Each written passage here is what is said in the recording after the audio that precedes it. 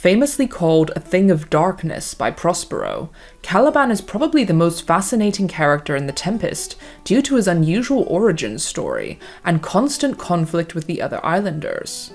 He is a native inhabitant of the island and is often portrayed as a brutish, hideous figure who's incapable of redemption, but there's much more to him than that. Like many of Shakespeare's most interesting characters, he is both a victim and a villain, and is often used to explore the complicated history of colonialism and the relationship between the colonizer and the colonized. This colonial context was very relevant at the time that Shakespeare wrote The Tempest in the early 1600s, as Europe, and England in particular, was on quite the colonial rampage after claiming territories in the Americas and Asia. As you can imagine, reports from explorers and sailors soon made their way back to eager Europeans, who were fascinated by tales of strange lands and peoples, exotic locations, and uncharted territories. This played a huge role in Shakespeare's inspiration for the Tempest setting and characters. But because the majority of people had never interacted with cultures apart from their own, anything different or unfamiliar was often labeled as savage or brutish. Caliban pretty much embodies these ideas, as even his name is a kind of anagram of the word cannibal, which would have made him immediately fascinating and terrifying to Shakespeare's audience. He was born to Sycorax, a North African witch who was exiled for practicing dark magic, and therefore he inherits both her understanding of magic and her social status as an outcast. Prospero uses magic too, but his magic comes from books and learning, while Caliban's mother's magic is primal and rooted in nature. Although the Tempest does not precisely describe Caliban, it was common to portray him as misshapen and humpbacked, half beast and half man, etc. The words used by the other characters when talking about him also reinforce this image, calling him monster, filth, beast, and even a fish, which suggests animalistic qualities, but also sets him up to be seen as inherently bad. Prospero's treatment of Caliban seems to reflect this, as when he first comes across him, he tries to reform or civilize him by teaching him his language and customs. He is kind to Caliban, and in return he shows them the secrets of the island, recalling, "Thou strokest me and made much of me, and then I loved thee." But when Caliban tries to force himself on Prospero's daughter Miranda, he is permanently enslaved by the magician and subjected to hard labor.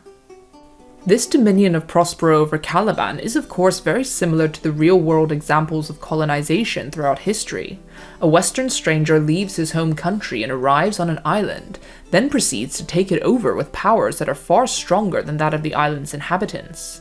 And although Caliban is unwilling to give up the island to Prospero, arguing, "This island's mine by Sycorax my mother, which thou takest from me," Prospero believes that he is entitled to seize control of it, just like other European colonizers, who claimed so-called uncivilized lands on the grounds that they had a moral and intellectual superiority over its inhabitants. But Caliban only resents being forced to learn European languages and customs, bitterly stating, "You taught me language, and my profit on it is I know how to curse." That being said, Caliban's speech portrays that there is more to him than meets the eye.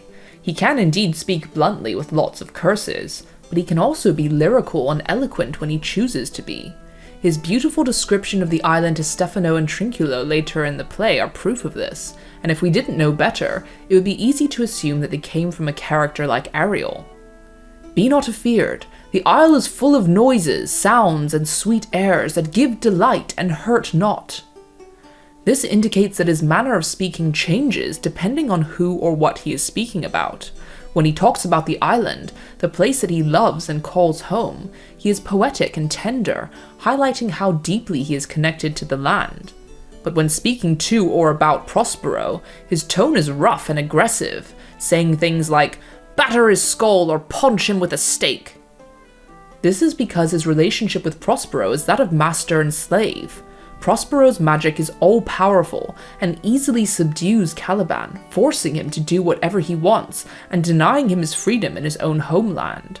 The only way he can hurt him, therefore, is with his words, which is why he packs them with so many insults and harsh-sounding language to make his resentment and hatred very apparent. It is interesting to note that he is also not really afraid of Prospero to the point where he will just lie down and accept being a slave. He rebels whenever he can, and seems driven to find a way to escape his servitude and reclaim the island that he sees as his by right of birth.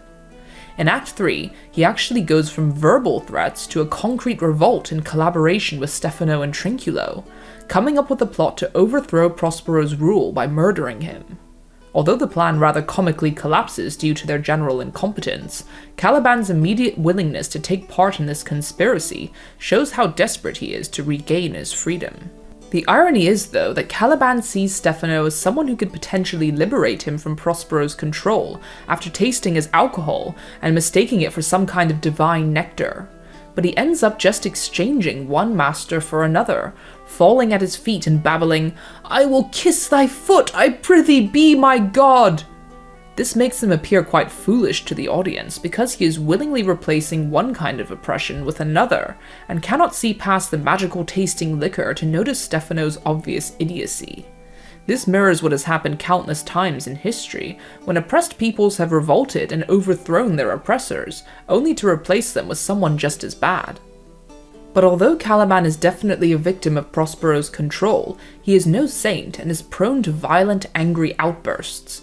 This raises some interesting questions for a modern audience, as it is up to us to decide whether Shakespeare is suggesting that Caliban's behavior comes from nature or nurture.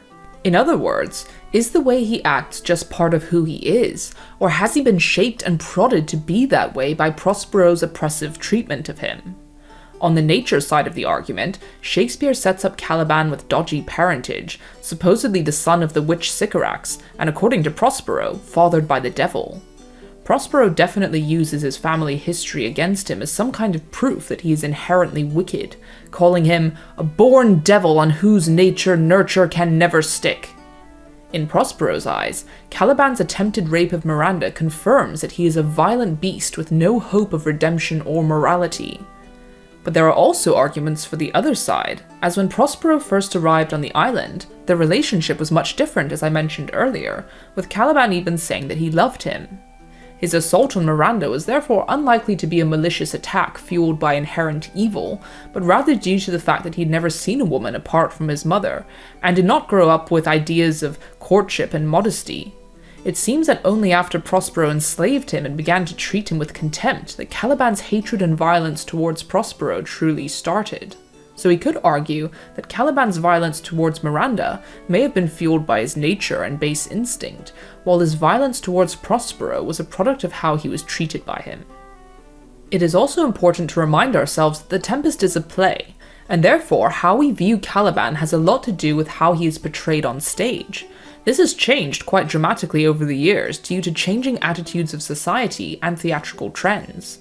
For example, in early productions of The Tempest, particularly in the 17th and 18th centuries, Caliban was often played as just a crude comedic character, some kind of semi-human clown whose deformities and drunken antics were exaggerated to get laughter out of the audience rather than sympathy. But in the 20th century, post-colonial versions of this play transformed Caliban into a tragic figure, with some productions showing him as almost a revolutionary hero resisting imperial oppression. Most modern directors today often strip away the heavy monster makeup and show more of Caliban's humanity and complexity, rather than making him seem like too much of an other. And these performance choices have a huge impact on how we perceive Caliban, whether he is a comic villain, wronged victim, or some kind of symbol of resistance. Shakespeare seems to want to leave it up to his audience to decide whether they see him sympathetically or as a villain, by leaving his ending kind of ambiguous. Prospero pardons Caliban at the end of Act 5 when his plot falls apart, and he seems to show remorse, saying rather eloquently, "I'll be wise hereafter, and seek for grace." But what actually happens to him after Prospero leaves the island is left up to the imagination. He is not explicitly freed like Ariel is, so has he really accepted Prospero's terms, or will he reclaim the island in his absence? Without giving us all the ends tied up, we can't really condemn or forgive Caliban, which leaves his character even more open to interpretation. But whether you choose to see Caliban as a thing of darkness shaped by his nature, or an oppressed being under Prospero's domination, he is not someone that fits neatly into any box, and that has made him an endlessly fascinating character that sparks debate even today. So what do you think? Are you Team Caliban or Team Prospero? Let me know in the comments.